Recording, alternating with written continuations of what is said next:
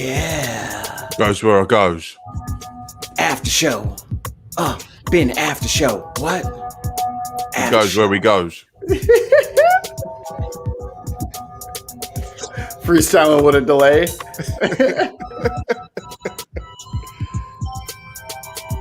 After show. Yeah. Late night bin. All up in your ears.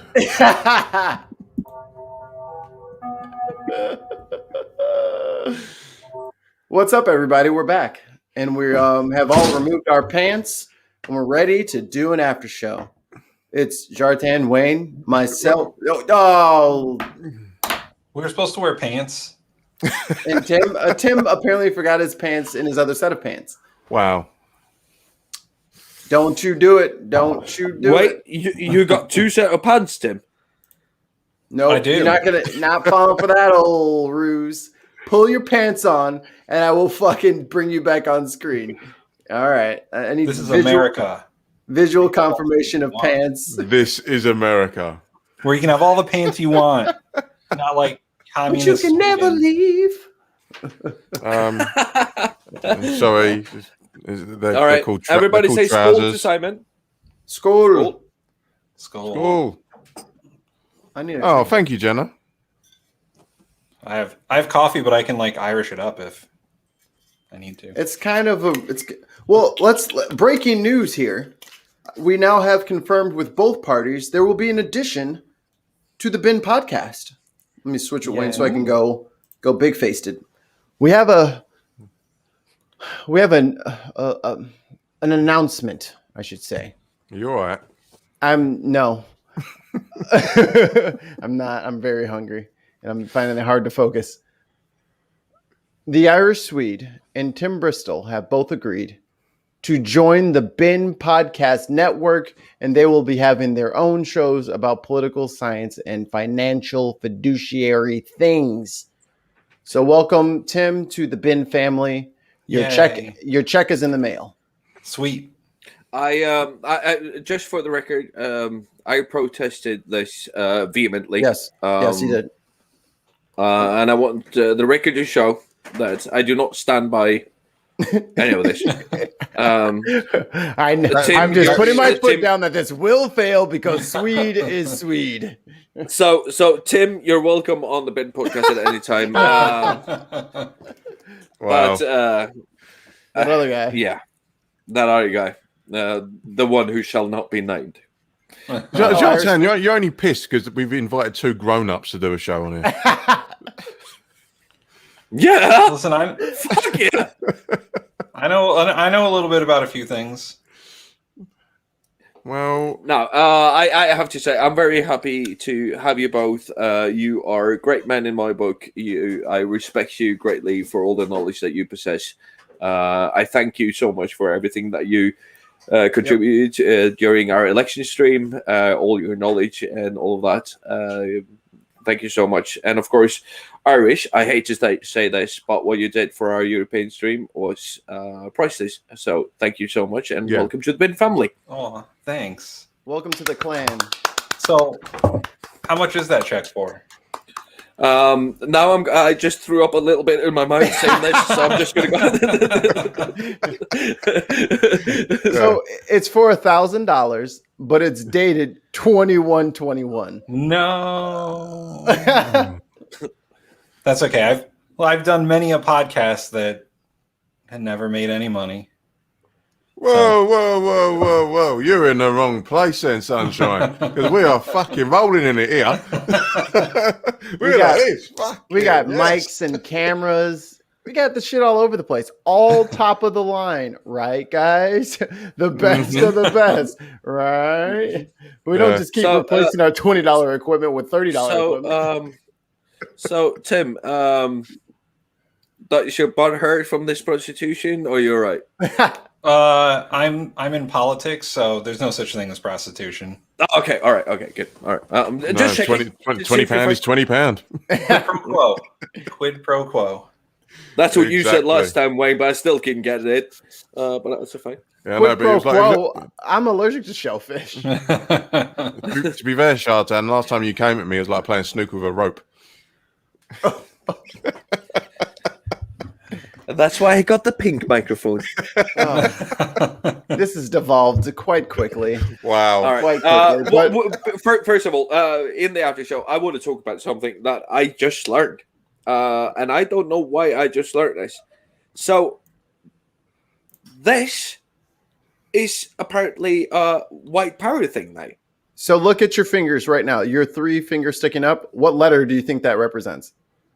W. And then the circle, and then the rest of your Yeah, hand. and then you do this. You just told me this is a P, right? Yeah. So when I No. do this, it's like a white No, power. even either way. Either way. Either way. But what ruins it all is that was like our favorite game in high school. Was you would do this, but you do it like that, and you do it like below the waist, and then if your mate looked at, if you could trick your mate into look, yeah, you could punch him in the arms. I remember It was that a from fun Malcolm in the game. Middle. It's a good game, and then we have gone through great lengths to like trick each other to look at stuff. Like we'd have like signs that say like look here, and there'll be an arrow, and look here, look here, look here, and it would go all the way around the room, and then the last one was be like on the floor, and then you would look up a little bit, and then there was another sign, and your mate's hand was right there. Like, ah, this was so Jab him well right in the thought. arm. No, but, Yeah. but here's the thing, right? So here's the thing. Ruined My our dad was game. also in the military. My dad was also in the military, like me, and he also got his diving certificate when he was in the military. Just Have we got to say thank you for your service now? Oh. no, please don't, please don't, please. Shartan don't. was a Marine, everybody. If you guys- No, I wasn't. No, I wasn't. No, I wasn't. No, I wasn't. What- No, I what- wasn't. He was a cook. He was like Steven Seagal. No, I was in the Navy. So was Steven I was- Seagal.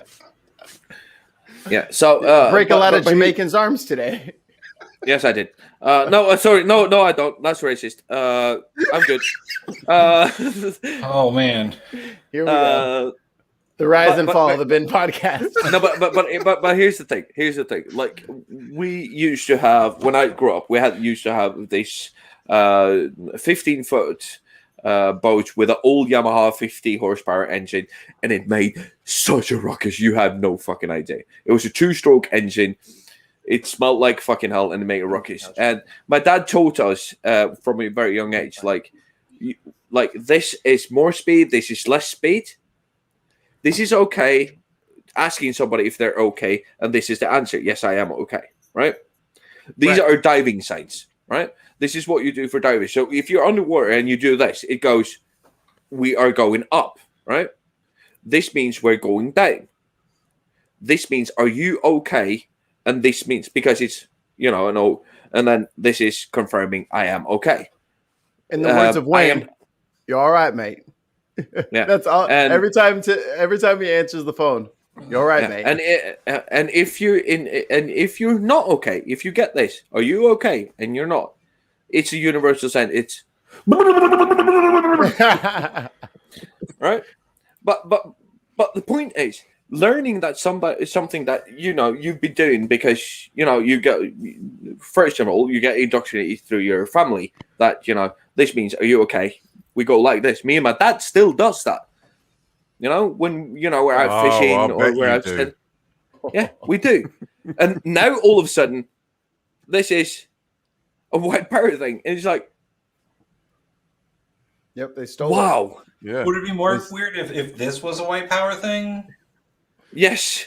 Probably weird if it was this. Just pretend there's a giant. Oh, I saw that on Mikey's website.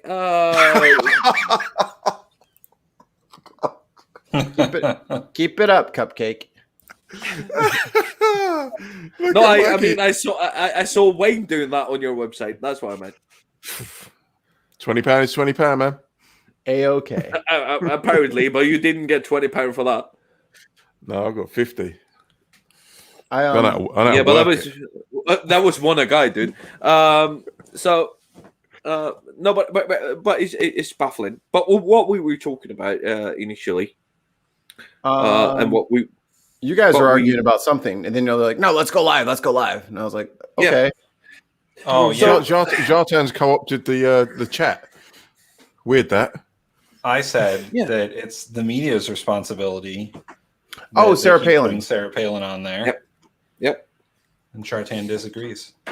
I do disagree. And it comes back to the thing that we talked on the main show. The circle of confirmation, right? Yeah.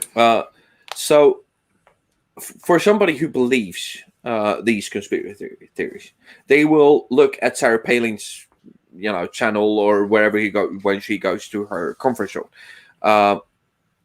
Every now and then, it would be beneficial for them that when Sarah Palin is on, or any of these are on, to hear the opposite side of the agreement of the argument, because sorry, if they never hear the opposite side of the argument, there's no way for them to change their mind. And I'm not talking about the all the way in flat earth not about. I'm talking about the people who are like, yeah, she kind of makes sense. Your fringe types. Yeah, and then they go and then they start searching for only the things, because that's what we do. I am guilty of the same thing. I search when I go in and I think that somebody's wrong. I go in and my search words are very directed. I have to, control myself and going like, no, I can't search it this way, because if I search it this way, it will the only search results that I would get is what confirms my bias. But if you turn on the TV and you're like, yeah, that Sarah Palin kind of makes a lot of sense, and then you turn on and it's like, yeah, this is bullshit, because somebody talks back to her, that is beneficial. And I don't agree that the media should disenfranchise these people, especially because she doesn't need a platform. She already has, I don't know, can somebody check for me how many Twitter followers she has? Probably 23.6 billion people. Let's let Tim come back at you and give his point. Oh, sorry. So no, it's okay. I was listening to the argument. So my counter to that would be 1.4 million. Sorry. If Sarah Palin was brand new, if no one had ever heard her viewpoints before, and they put her on the show and she said the things that she said to Piers Morgan, then I would absolutely agree. Someone needs to counter her. Her viewpoints need a counterbalance, and people who follow her need to hear a differing opinion. The problem with Sarah Palin is she's been doing this for, what year is it? 2021. For a decade and a half. And she's been wrong the entire time. So 15 years later, putting Sarah Palin on a news show just to yell at her about her opinions on Trump is irresponsible at that point. We already know that she's wrong. And people at 15 years later either agree with her and will never not agree with her, or they hate her. That's the difference. Can I quickly chime in, Jota? No. I have a counterpoint to that. It's if you allow these people on and you show them that they are being presented with facts and knowledge and truths, and they carry on saying their opinion, surely that then exposes their nonsense in the sense of like Piers Morgan saying, again, why am I fucking defending Piers Morgan? For fuck's sake. Right. See, I don't have to defend Piers Morgan here. No, it's not a defense of Piers Morgan. It's a case of he's the one in the right here. He's saying there is no cases of fraud that's been proven in any court. Everything's been thrown out. Joe Biden won a free and fair election. That's been proven, and he's been sworn in. That's fine. Anything you have on top of that is a but. It's a but. Yeah. So when someone has the same sort of opinion as Sarah Palin, and their opinion is being challenged by what Piers Morgan is saying, surely that exposes the falsehoods and the false narrative that she is perpetuating. It's not like having a flat earther on against a scientist. That's different. But it's not like she's the only one who has that opinion. She's actually the dumbest person to have that opinion on TV. There are many people that have that opinion. Like U.S. senators who currently have that opinion. Yeah. She is just a media stunt to get Sarah Palin on TV so that they can yell at her. If they wanted someone who had that opinion who was reputable and they wanted to yell at that person, it would be different. But Sarah Palin's reputation is one of being a conspiracy theorist and an idiot for years. So, because we didn't get to finish the whole clip, and I don't really want to play it on the thing. No. Hi, Neil. Sorry. Sorry, Neil. I don't want you to argue something that isn't really the case, because they gave her tons of latitude. Loads of rope. And they tried not to interrupt her. He just kept asking her the same question because she would start in about this. Then he's like, okay, but what I was really asking you, repeats the question. And then she would go on about that. Okay, again, I'm just going about another thing. And then she tried to play victim halfway through about how you guys just brought her on to yell at her. Like, but that's an easy out for them is, well, if you would have brought on somebody smarter and she didn't know what she was talking about, and that's not their fault. Like, do you think the election was legitimate? And then she went on about 14 other things. Do you think the people who did what they did at the Capitol were bad? And do you think Trump has any liability for that? And then she went. It's like she just wouldn't answer the question. But I'll let Jartan go ahead. I changed my mind. Tim's right. No, I'm serious. All right, guys, that has been the Bin Podcast. No, Tim's right. They should have put somebody reputable using Sarah Palin, and especially against Piers Morgan. It was a media stunt. It was made to create viewers for the media company. Tim's right. I was wrong. I'm done. The point is that she might not have known what she was saying, but Piers Morgan knew what she was going to say. Yep. And they had a meeting beforehand to strategize how they would take her down. They gave her latitude, but they wanted her to expose herself as a crazy person. Yeah, and can we just see? This is what happens. This is what happens when people are presented with different ideas, facts, and logic, and then they go, "Actually, the facts have changed. I'm going to change my mind." Right there, live on the Bin Podcast. See, we're fucking scientists. No, I agree with you, Tim. There would be using Sarah Palin, yes, even with her 1.4 million followers on Twitter and all of that. Yes, if you really wanted to counteract that argument, using somebody else more reputable and not having Piers Morgan as the opposing person would be better. And you're right. Well, I'm not often right. Right. I'm gonna chime in with something. Sorry, Mikey. Let me just jump on this. What the? Oh, sorry, wrong finger. I love you. The thing is, what we've got to remember is these media companies are commercial entities. They're doing anything for box office. We're talking about it now.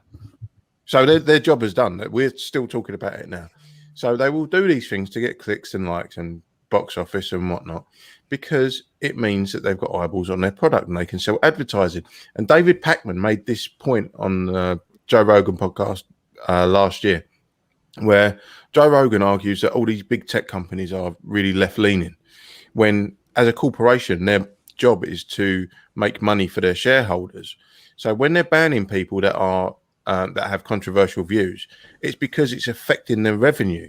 It's not because they're right-leaning people or left-leaning people. It's because these people are affecting their revenues. So when they have Sarah Palin on to create a buzz, again, we've fallen foul of it right now because we're still talking about it now. But it's an interesting subject matter, and she is a great proponent of batshit crazy fucking ideas, and it's box office. No, that argument we can set aside. I will grant you most of it, but I don't want to get into the weeds on it because that's not quite what I'm saying. As much as we think that Sarah Palin is just the Uber Karen that all the other Karens turn northwest to and pray to every day, as much as we think that of her, Not everyone thinks that of her. And for whatever we want to say about her, she still was the fucking governor of Alaska. She was the governor of the largest state in the union. Whether we want to acknowledge it or acknowledge her and her accomplishments or not, she has a title. She is a government or a former government official. That's not our fault that Alaska elected her. So she does have some skin in this fight, and she should have somewhat of an informed and legitimate opinion on this. Because she chose to be herself, that's not them playing a publicity stunt. That's her being herself. This and on top of that, it only reflects even more poorly on the United States and how we run our elections and who we put in office. Because we can't sit there and say that, oh, well, she's just one of them crazies. The fucking president was Trump. It is who it is. She's a former governor. She's part of the process. She's part of she's part of the government. A former part now, but she was part of it. We can't and she gets that title for life as well, didn't she? She is the former governor of Alaska. Yeah, and she's a former vice presidential candidate. Exactly. So we can say, oh, well, she's crazy, but we're missing the elephant in the room, and that's who people put up as their public officials. Public officials should be able to respond in at least in a manner that we can, but Trump can't and she can't, and that's not Good Morning Britain's fault. Zartan? No. Yeah, but here's the point that I didn't really. No, Neil can't have a wrench because if Neil has a wrench, he'll destroy something. So Neil, get back on your Neil, get up back on your walker and walk away. Wow. But here's the deal. So this wasn't about Sarah Palin, right? This was about Piers Morgan. This was about him getting some sort of reputation back after standing on Trump's side for 4 fucking years, 5 fucking years, 6 fucking years, like a fucking douchebag, right? This was about Piers Morgan. But you just changed your mind midstream. Yeah, I did. So why can't he change his mind? What? Why can't? Why are you holding Piers Morgan to his previous opinions when you just had an opinion and you said, you know what? Yeah. No, I see things better now. I see things in a different light. Yeah. My opinion has changed. Why can't he do the same thing? He can, but you have to say Mikey, so. You have to say so. Mikey has a point. Yeah. Go ahead, Jonathan. Go ahead, Wayne. Sorry. No, but you have to say so. Do you? I don't think so. Do you have to declare you've changed your opinion on something, on everything that you I could change my opinion on. Well, I have. I've changed my opinion. Yes. Yes. I think that the people in the news media, especially, when they do change their whatever, do owe the public some sort of explanation. They just do. Yeah, if it like this, right? If you write an article, a hit piece on whatever, right? You have this like big revelation about something, and then it turns out to be wrong. Then you can't just go, nah, I'm just not going to talk about that. You have to actually go out and say, because you've gone out in public, used your public persona to defend this, right? And now all of a sudden you change your mind. But you've spent the last 4 years defending something that you initially said. And then you're like, no, I was wrong. But I'm not going to talk about that. I'm just going to, make my actions speak for themselves. No, I will, at any time that I've been wrong. And I've been wrong quite a few times. I've got a good example of this thing. Because, again, what's her face? The Karen Palin. Karen. No, the other bird. MTG. God damn, you cannot remember her name. That's 5 times today. Like, I know. What is her name? MTG, right? So she said that she's changed her mind on certain things, certain conspiracy theories, but we're still holding her to account on the theories that she had before. Are we not?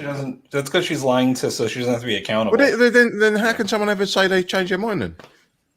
Well, I think we're having 2 separate arguments here. Oh, No, go no, ahead, no, Tim, no. and then I'll go. Go on, sorry, go on, Tim. Holding politicians accountable for the things they say is just American politicians, especially, is basically impossible because they flip flop on everything. But I think if you were to like have, let's say, Rachel Maddow, just as an example, suddenly show up on Fox News and start talking about all these conservative viewpoints that she has now. Right. Wouldn't you want an explanation for that? Wouldn't you want her to say, hey, this is the reason I changed my mind on everything? But I think that's the crux of the argument. I don't necessarily need that from someone. I can just deal with whatever your argument that you're going forth with now. I'll deal with that. I don't need you to walk back because sometimes people have checkered pasts and such. You don't need to come forth and say, I'm sorry, I was streaming with my friends and I dropped the F-bomb when I was mad at some kid who was doing that. If you have a track record of being pro LGBT and advocating for people's rights and stuff like that, it was the times, and we can kind of like, if need be, I'm sure that person would apologize. But it doesn't have to be this entire thing where every single thing I said, I have to go back and catalog it now and then put out another piece to apologize for all of those things that I've said wrong or they done. They have that in the media. It's called a retraction. When you realize that you were wrong, it's called a retraction, and it's not used enough. And it's normally about this big as compared to the statement, which is this big. But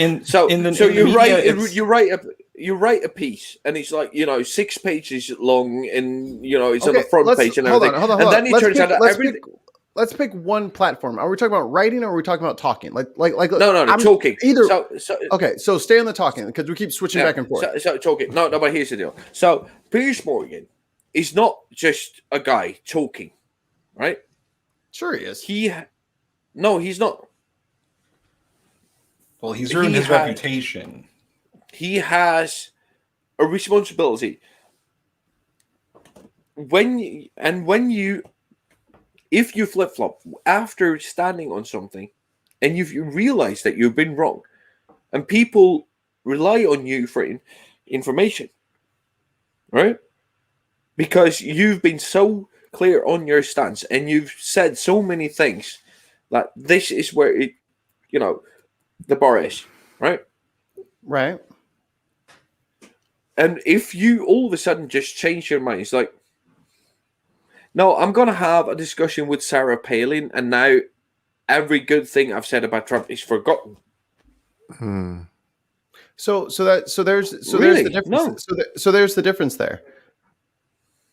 His previous behavior kind of colors him in the present, right? Like what he did in the past colors the way that we see him now, right? Of course. That's his cross to bear. So because he has this opinion, it means that I'm going or had that opinion, I'm going to take his information with a grain of salt, or I'm going to vet it differently than if it was Chris Cuomo or Rachel Maddow or Rush Limbaugh. It's going to taint your objectivity. No, but that's what I'm saying. This was a piece created to save some sort of credibility for Piers Morgan. It had nothing to do about Sarah Palin. Objection, speculation, Your Honor. Speculation, Your Honor. Yes, this is my opinion. This is my opinion. Massively. My opinion only. My opinion does not stand for the rest of the Bin podcast either. My opinion only. This was a saving operation to save. No. As someone who lives in Britain, I'm telling you, it's not. It's not. It's not. Categorically not. Piers Morgan on Good Morning Britain has been put on there because he creates waves of publicity that brings eyeballs to the show. He has flip-flopped from left to right. He's been a Trump supporter. Now he's an anti-Trump supporter. He's been a Brexiteer. Now he's been anti-Brexit. He literally does anything for clicks and likes. I'm telling you, that's how it is. Yes, but here's the deal, right? So Putin just lost an election, the first election. No, Trump. Sorry. So it's the first election that Hey, Putin ever lost. Trump. Sorry, I get this wrong Putin all will the time. never lose another election in his life. Ever. No. But you know, for once, at least Putin lost this election. Trump, fuck. But the point I'm trying to make is that Piers Morgan needed to get some credibility back, and she was just a piece in him getting some credibility back because now Putin isn't, Trump isn't lost the election. Yeah, so No, yellow card for bad analysis. Piers Morgan has been on Good Morning Britain for a very long time now, and his dynamic with Susanna Reid. I was going to ask you what her name was, and I forgot to. Susanna Reid. She knows me. We had a conversation a few years ago. Oh, Yeah. ba-da-da-dum. I wish. Ba-dum-bum-bum-ba-dum. I hope my significant other is not here. right, She's upstairs sleeping. yeah, Keep your voices down. Yeah, I can give you a phone number if you'd like. what, Susanna Reid. No, to your wife. All right. Oh no, it's all funny when you guys. My mom's a fucking Patreon supporter. You guys like, hey baby, right, hey, baby. all right. That's my fucking mom. No, dude. Just I have to tell you. No, I have to tell you. No, oh, you know about this? Yeah, But yeah. I hate all of you. All right. Fleshlight. No, so, yes. So Just go, all go. No, here's the deal, right? So my mom and dad, they really wanted to join the Patreon club. They're not allowed to because I knew how many jokes was going to come out, but they are joining. Yeah, they will. Well, the thing is, I can totally exclude them from all notifications so that they'll never see when we post anything. They're like, wow, been Patreon supporters for like 6 months. They haven't put anything out yet. We sure haven't. I blocked all the notifications. I'll send them a carrier pigeon. All right, guys. It's 1:45 tomorrow morning is going to be hell, but to your viewing pleasure, there will be a video coming out tomorrow evening of how badly this went. What do you mean? I am trying to drive a snowmobile through 10.5 feet of snow tomorrow. What could possibly go wrong? Yeah, and we've seen how he falls off of them in a comedy way. Yes, in 3 feet of snow. So imagine how this is going to go in 10.5 feet. So I love you guys. Tim, welcome to the family. I'm glad to have you. Thanks. Mikey, as always, you are an absolute fucking legend. Thank you, sir. And wait, I mean, you could preempt it. Brother, you are the best there is.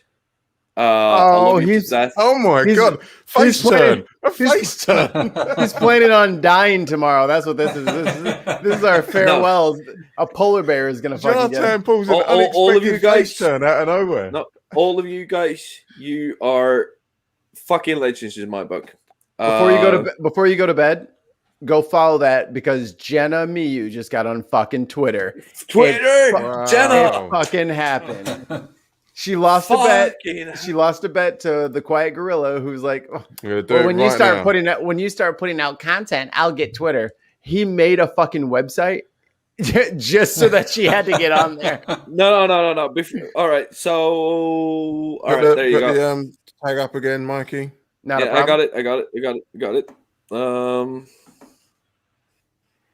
She's gonna get all these notifications now.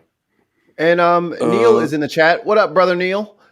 He's going to have on good friend of the show, David McGinnis, for his deconversion story, and that will be 7 p.m. Central, 5 p.m. Pacific. And what's happening in the real world? Shut up, you. And I have to say, just a shout out to Neil. Dude, miss you like crazy. Sorry I couldn't be around. It's been crazy around here. And your shows, like, if you can actually live in the real world and have it in a Mike, time. can you fuck him off now? Just fuck him off. All right, good. All right. I love you We'll get guys. 'em. It's actually good. And yeah, Skål. cool guys. Take care. Scored. I'm Do done. one. Drink it. Drink it. Drink it. That's it. You wind your neck in, boy. Oh, he said it. Everyone's got to drink. All right. I'm out. Oh, so you know what this means now. See, dude. Since Tim and Sweet are here, Mm-hmm. I have to reach out to Theo and get some more artwork done. Ooh, I get artwork. Mm-hmm. We do things professional. Ooh. So then so I'm thinking I need a catchphrase for me, for Brenna, for Jartan, and Cortez, and now these two. Wayne, yours is going to be drink it. Oh, no. Yours is going to be wine your neck. Wind your neck. It's going to be like Wayne's picture, which is the blue one. I don't know how to move the background in front of us. Whatever. Well, put us all down the side again. Will we be able to see? Yeah, it's still in the way. Hold on. I got an idea. Boodly-doo. All right, let me share screen. Because we got to... So tell me this, folks at home. You got this lovely bloke right here. You got that face looking right at you. Just saying, wind your neck in. And then, I don't know, like me, what's mine? What would mine be? Oh, Brenna's has got to be thanks for joining the Bimbo. That's it for today. That's actually perfect. Thanks for joining the Bin Podcast. Or that's all the time we have this week. Jartan would have to be something chicken related, I would assume. Well, welcome to the Bifrost. And that's when I found out the guy who sliced my penis off wasn't a doctor. You're not a doctor? So what would mine be? I'm too close to the storm. I can't really tell what's going on. Like, y'all tell me. I need a catchphrase. Damn it. Yeah, that's me. I do say that a lot. And it's always insulting when you hear something that you say all the time that you don't know. You're like, wind your neck in. We addressed that up front, and you've known about it. We're a year in now. I have no idea what I've been saying for a fucking year. I don't know. Yeah. God damn it. It's definitely Yeah. God a damn frequent it. one for you. You see? God damn it. And Cortez has just got to be like bad audio.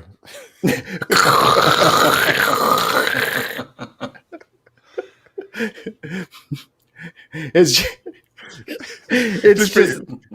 just a sound wave. Just it's the AOL like dial up like login. You just put the word static.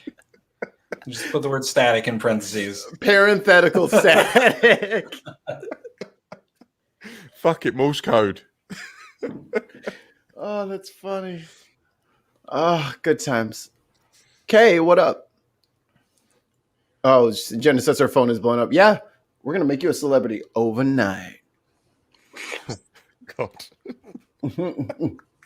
That's Kanye and Twissa. I don't know what you're talking about. Wait, I don't know where you're going with this. No. I was on a TV show years and years ago, and me and this Scottish guy. It was basically like a dating show where no one can ever find it. It's brilliant. It was Tons of Mice. Tons of Mice. If you can find it, you're a legend. But you're never going to find it because I've been looking for years. Can my quote be, I am not tons of mice? Oh my God, I forgot about that. Tons of Mice fucking changed their name to I Am Tim Bristol. Yeah, so I was on this TV show years and years ago when I was 19. So it was like the year 2000. And the whole premise of the show was like you went away with like other singles and you were matched up with them and they got you drunk and set you task, and it was basically to see how you would end up, hooking up. Yeah. So me and Michael, this Scottish fella, Michael Caine, legend. Not that Michael Caine. Scottish I was like, you had Alfred as a partner. Right? Yeah. Damn. I'm Wayne, and this is my wingman. All right, love.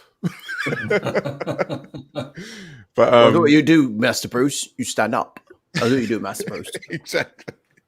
But we was in this we was filming in this club, and the producers had to go around and put like signs up, like disclaimers saying, if you're filming in this club, you acknowledge that we can use your image and likeness and all that sort of stuff.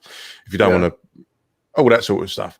So me and Michael got absolutely battered because it was free beer, and why not? We started talking to these two girls. She's like, all right, love, do you want to come back to our villa? We can make you famous. That's how pathetic we were.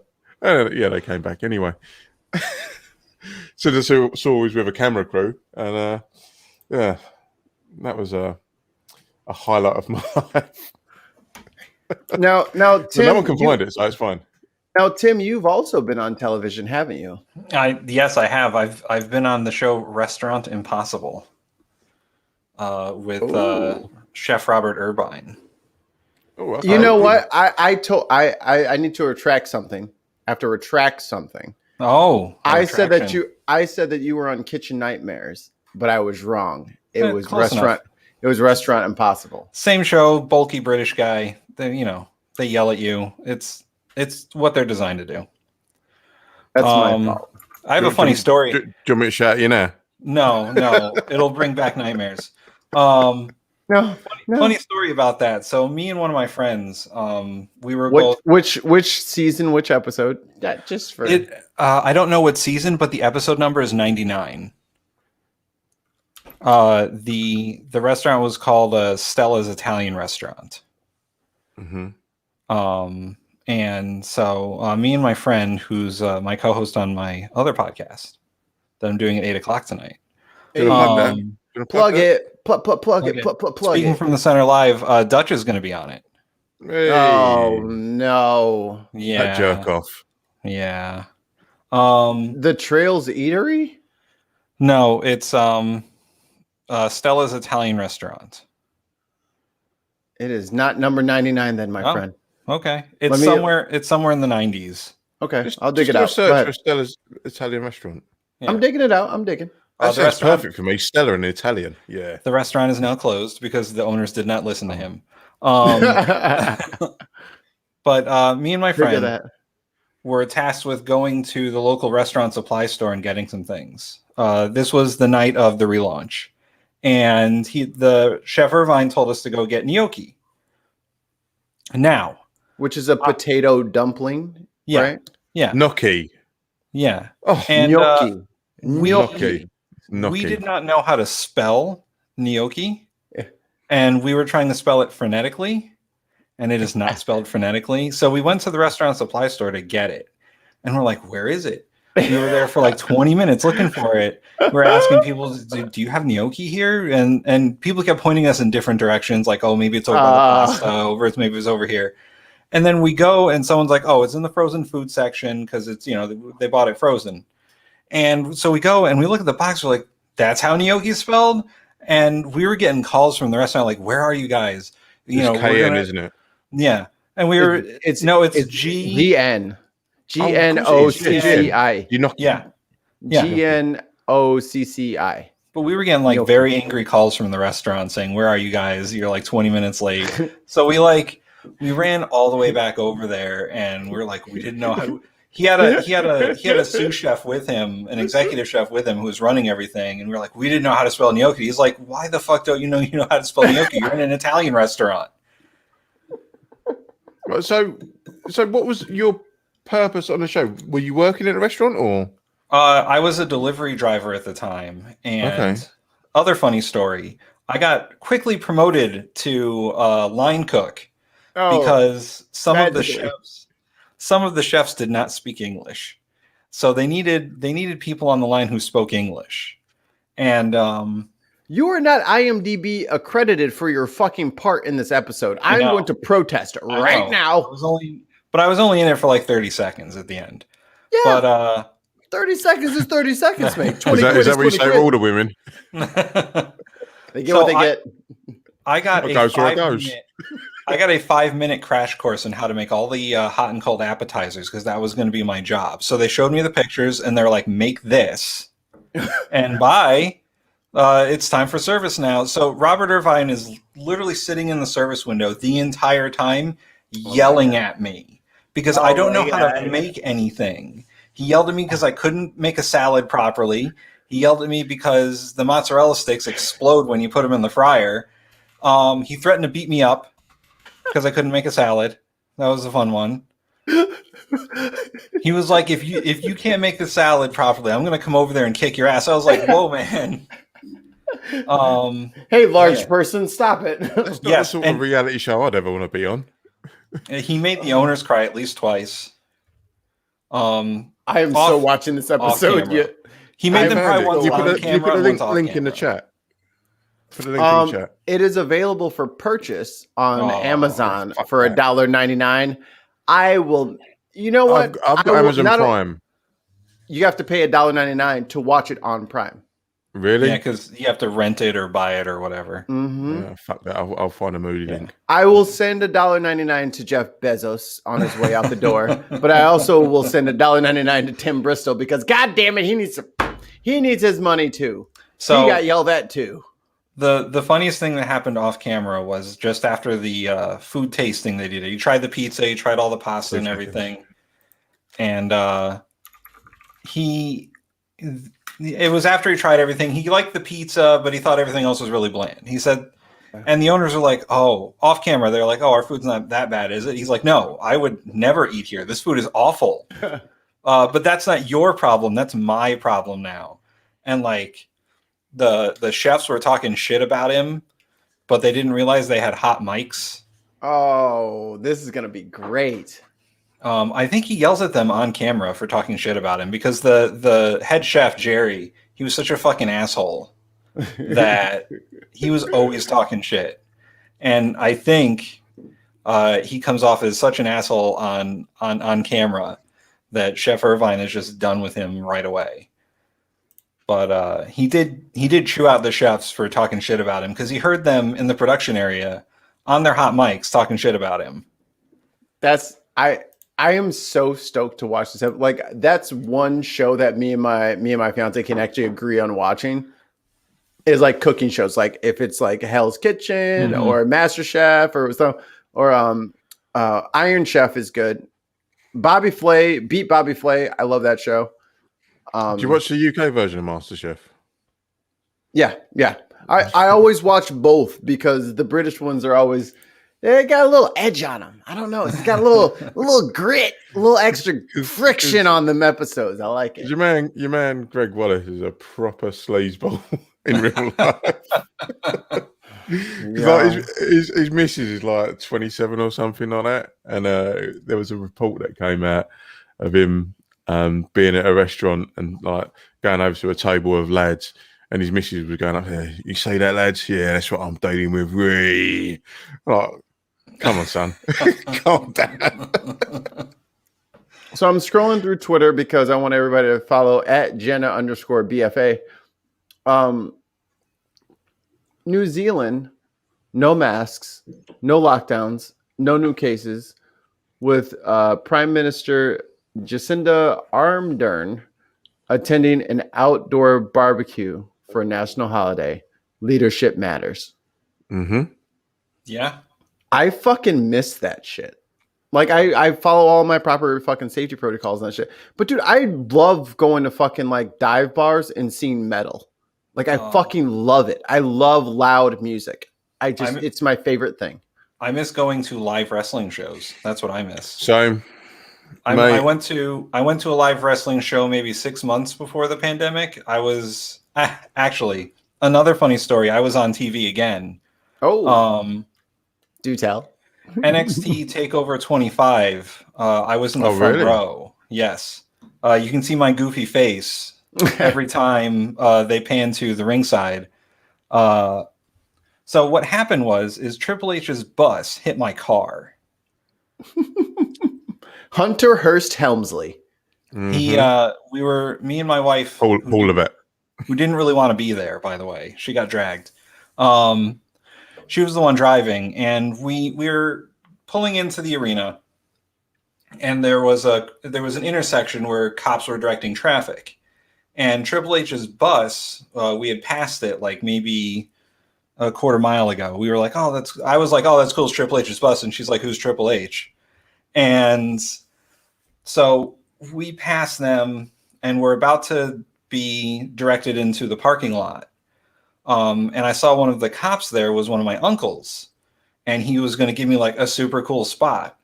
All of a sudden, there's this like crumpling sound on the side of my car, and you could just see this bus just rubbing against the car, breaking everything as it goes. My wife was terrified, and the 4 police officers who saw it were like, whoa, what's going on here? They have us pull into the spot where all the cops are parked. And my uncle, who's a cop, yelled at the bus driver, and the bus driver was like, hey, he was trying to create an extra lane that didn't exist.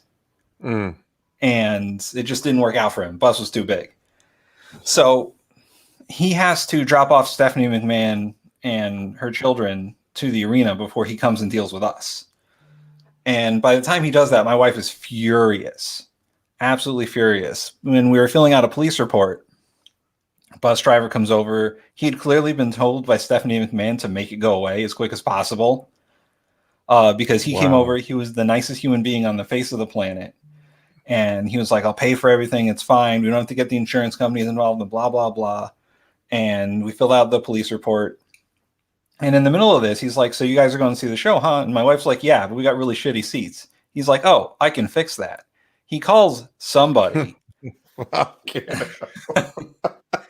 He calls somebody at Will Call, was like, I need good seats now. So he brings us over to Will Call, and we get tickets. I mean, they say floor tickets on them and everything, but we don't know where they are. They have the ushers bring us to our seats. It's literally the front row behind the announcer position. Dope. Wow. So we're sitting right next to the announcers, and also we're sitting amongst all the wrestlers' families. Oh shit. Oh, that's so cool. that was a friends and family section. Yeah, Yep. yeah. That's the only place you can pull stroke. And the funny thing that happened was after the first match or the second match, Shawn Michaels and Road Dogg do like a promo that they're like there and everything and in the crowd. They were sitting next to us. Oh, Shawn Michaels was literally sitting next to my wife, and she had no idea who he was. Couldn't give a shit either. And she didn't see this, but he like kissed her on the forehead. And later I was like, hey, did you know that Shawn Michaels kissed you? And she's like, what? So I played it back for her when we got home. She's like, oh my God, I had no idea that happened. Wow. You're just the show's celebrity now.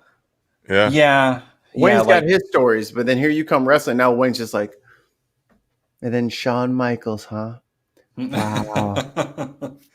I mean, I just know the celebrities. I don't want to be a celebrity. I just know them. I got to shake his hand. Like, I don't want to be a celebrity either, but my wife was like, who's that? And I was like, remember the guy who hit our car? That's like his best friend. The only wrestling thing that I have on that level is my friend Dale, who's on the Wrestling Compadres podcast. He got me tickets to the launch of NXT UK. So me and him went. He flew over because he was covering it for his show, and then I was just in the press pool with all of the people watching the show. So I was in the press section, and then they did a press conference afterwards with Triple H and Pete Dunne. And I was in that press pool, and I'm like, "There's Triple H right there, just right there, just talking to me." And it was when they first introduced the NXT UK belt, and Pete Dunne won it. And I'll put a video in chat, but it was just mad because like Triple H, he's like the same height as me. He's not a massive geezer. He's big, but not giant. No, it's all TV in it. But yeah, it was just mad, just being in amongst all of that and in the press pool, and like Kathy Kelly's coming over, kissing and hugging Dale. I'm like, hello. I don't think she's with the company anymore. But yeah, it was such a surreal experience just being in amongst all like these press people. Mad. I got to learn a lot of the real names of the wrestlers because their families were shouting them out whenever they came out. So like all the guys that were in what was the faction called? The Forgotten Sons. Yeah. Had like the whitest rich dude names. They were like Chad and Wesley and Steven. And I was like, oh my God. Well, I popped our section of the crowd because Ricochet was just about to do a spot. I went, "Go on, Trevor!" And, we almost got hit with a ladder. It was crazy. Wow, almost. Imagine the money you could have got if you got hit with a ladder and your car gets smashed up. Well, it was season tickets. Like, tag team ladder match that they had, and someone threw a ladder from inside to outside, and the ladder landed like right in front of us. Oh shit! It was crazy. And then, like, you know, we were behind the announcer position, so every time someone, you know, did shit on the announce table, we were right there. And actually, a camera guy had to get in front of us a few times to do shots. So he would be like, "Hey, I need to get a shot. Can I move in?" I was like, "Yeah, sure, whatever." Like, I didn't know. But yeah, it was surreal. I'd never been ringside at any sort of event, let alone like a pay-per-view level thing. Well, if you ever get a chance to go to a progress show, like when they're going to do a spot outside, the ref will come out and say to the people on the floor, because it's like literally folding chairs, and he'll come out and say, "Oh, you lot move." And so you get up, you pick your 2 beers up and you wander off over here, and all of a sudden all your seating row just gets wiped out by a wrestler doing a spot from the apron, just wiping it all out. It's fucking hilarious. I like you, I miss going to live shows massively. I just want all this to be over. Yeah, me too. I also miss like live concerts and shit too. Oh my God. And then I don't even like going out to bars like I used to, because I used to DJ and shit like that. So that was, anytime I go to a bar, I'm listening to the DJ, I'm looking at their ambiance, I'm looking at this, I'm like, oh, this sucks, and I'm just like super negative the whole time. But I like going to like a good restaurant or going out to have like Japanese authentic ramen. It's nice to be able to sit there, and like the place that's nearby here, they have they put like Cowboy Bebop and Dragon Ball Z and fucking like, because they're all younger, so they're like they play anime and serve ramen, and I'm like, I can fucking sit down with a Sopro or Kirin and a fucking bowl of tonkatsu and just really enjoy myself. Yeah, it's nice. This is the other thing. How are things like arcades going to come back? I mean, arcades have been dying forever anyway, but yeah. Thanks, Xbox and PlayStation. No, but what I mean is, you know, when you have them like little bespoke restaurants where they might have a little machine in the corner or a movie theater. Yeah. Or them like we have them like on like the seafronts down here. We have like these arcade areas where you've got the old grabber machines and all that. Because there's no way that you can go back to just doing that where everyone's just handling stuff willy-nilly. Yeah. Well, the funny thing is, a Dave & Buster's opened up like a town over from me, maybe a year ago. It's an adult arcade.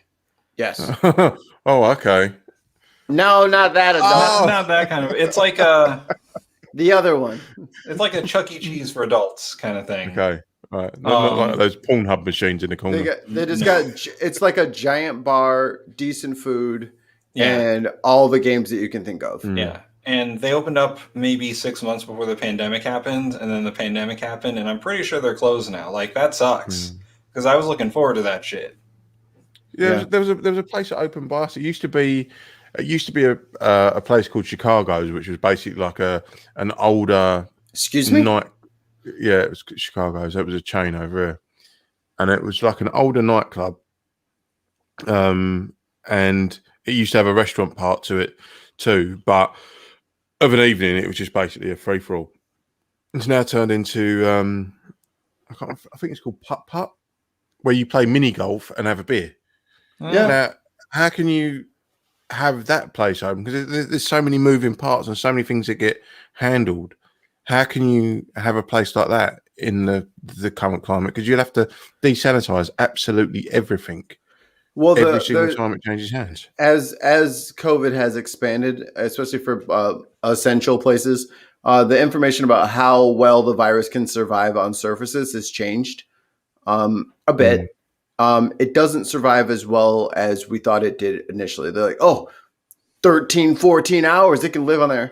Well, it started, the evidence was starting to show that really wasn't the case. And if everyone was taking the precautions that they were supposed to, it's not as bad as we initially expected.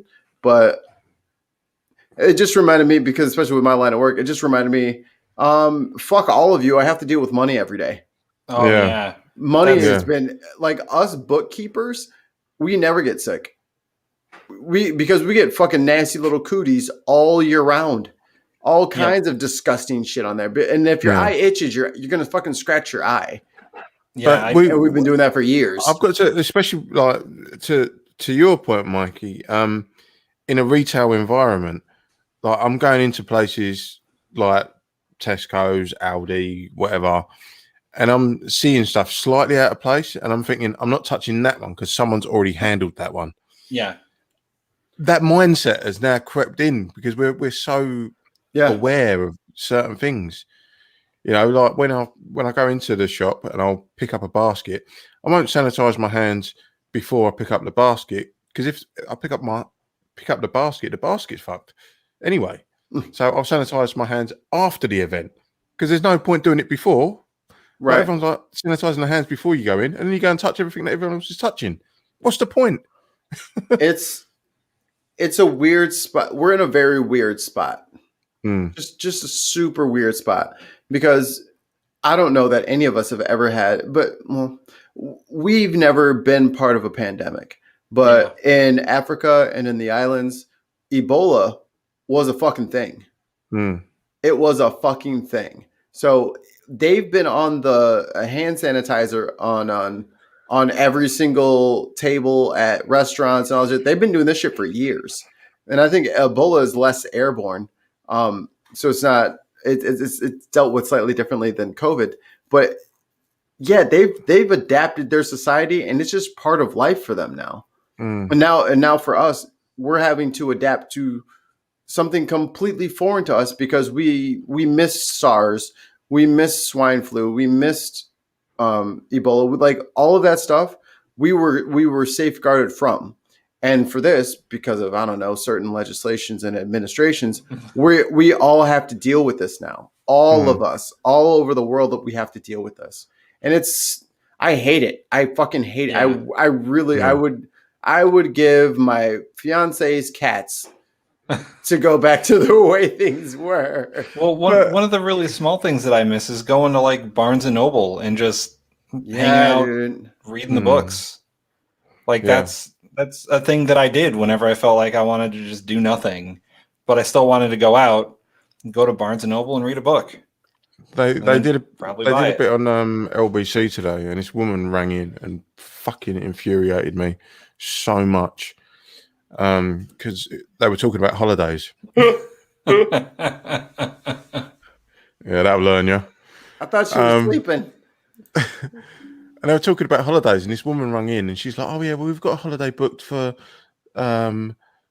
August, but if it doesn't go well, we can bump it back, and the airline's been really good." I'm like, "Fucking holiday? Have a word with yourself, love. There are people dying now, and you're just sitting there going, "Oh well, the airline's been really good. We can bump it back, but the thing is, the prices are going up." And I'm like, "Are you fucking serious? You're phoning a radio station to talk about how you can't go on holiday and you feel aggrieved by it? Shut the fuck up."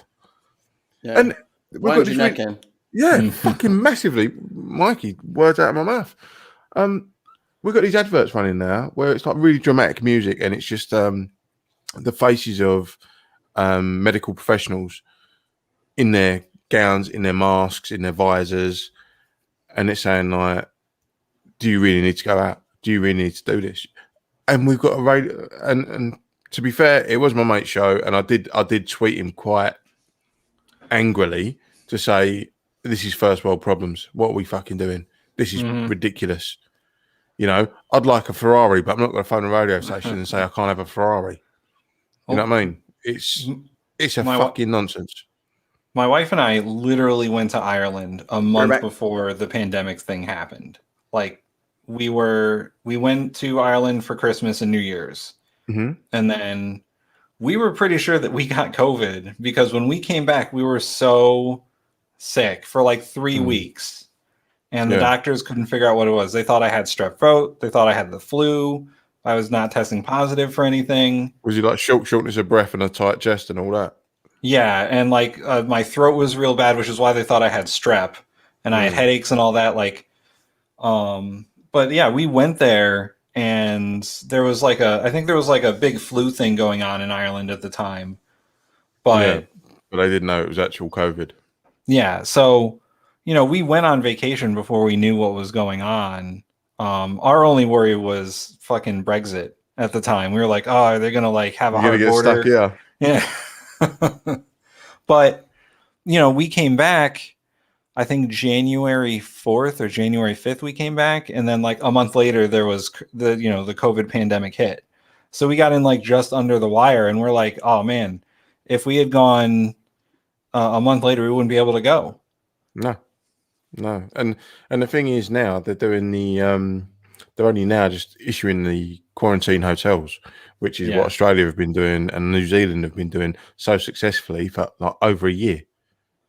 Oh, sorry, no, not over a year, just under a year. So, and it's only for very specific countries. Yeah. Whereas Australia and New Zealand were like, no, everyone. If you rock up here on a plane, you're going to this hotel and you're staying there until we say you can come out. End of. Whereas we're sort of like, we were listening to like Irish radio. I don't know, maybe it was like 6 months after the pandemic started happening, before they like completely shut down international travel. Mm-hmm. And the news was reporting that like Ireland's coronavirus cases were increasing because of American tourists. And I was like, what the fuck are you doing letting Americans in? We're literally the craziest people when it comes to this. Yep. Please don't let us in anywhere. And then you got lucky. You were a month before. Yeah. We got our new place the month of all the shit shutting down. Like we moved into our new place in February, and then I proposed in July because the concert that I was supposed to propose at got canceled. And then it got rescheduled for this August. And then that actually got canceled like I think 2 or 3 weeks ago. So it's like I was like, you know what? If I wait for it to get regular here in the States, it's never going to happen. Yeah. Yeah. So now we're just trying to figure out how to get like a internal US fucking honeymoon eloping situation going. And there's some spots to go. I'll tell you what I'll do. For you, Mikey, I'm going to get ordained and I'm going to marry you on the Bin podcast. To do that, she'd have to come on camera. And I don't know if she's willing. I don't know if she's willing. She has once. Not online. Huh? Not online. Not her. She's put her hand in there. No. She put her head in. Yeah, on the what's it called? On the Patreon exclusives. Yeah. Oh, she said they didn't cancel that yet, but they probably will. Yeah. It just ruined. It ruined everything. I think I'm done whining. I think I'm done whining about it. We've done it. I just want to go to the pub. That's all I want to do. Just like finish work, go and have a beer, chat shit with randoms, and then go home. But it's such a simple thing. It's such a simple thing that's been disrupted. Yeah. So I have a group of friends who I do stage combat with, sort of like wrestling, but instead of wrestling, it's with weapons like swords and shit. Swords and boards, baby. Reenactments. Yeah, reenactment. Every summer we do like a medieval festival. Mm-hmm. And, we can't practice because we're not allowed to be within 6 feet of each other. But like that was a supermarket. Yeah, exactly. That was a serious form of like exercise and like socialization for me. So like we're not being able to do that for an entire year has been absolutely crazy, because that's a skill you have to maintain. Right. Yeah. And there's only so much you can practice with yourself. Well, Believe you me, it's a deep well, that one. Things done alone. I nearly completed the internet once.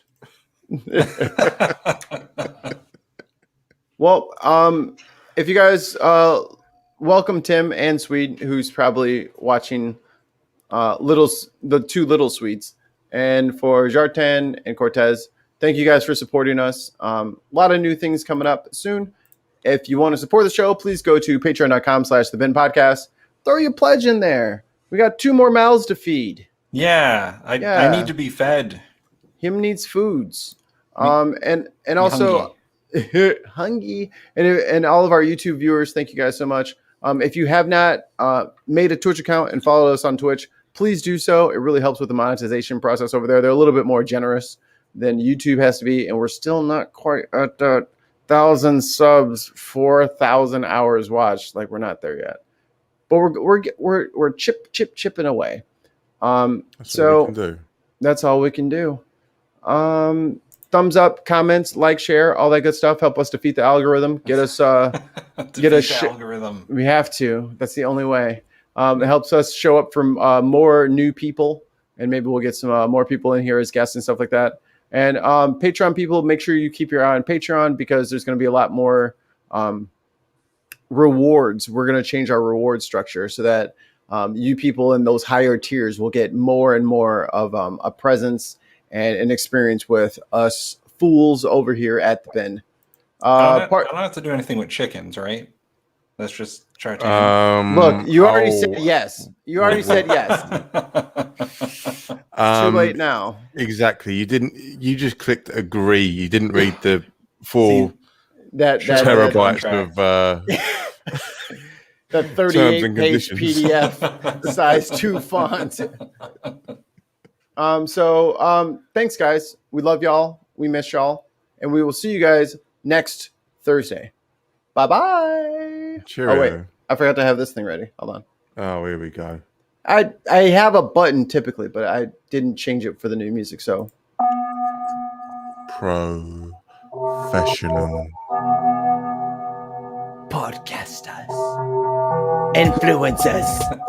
Developers. News breakers. Domestic energy assessors.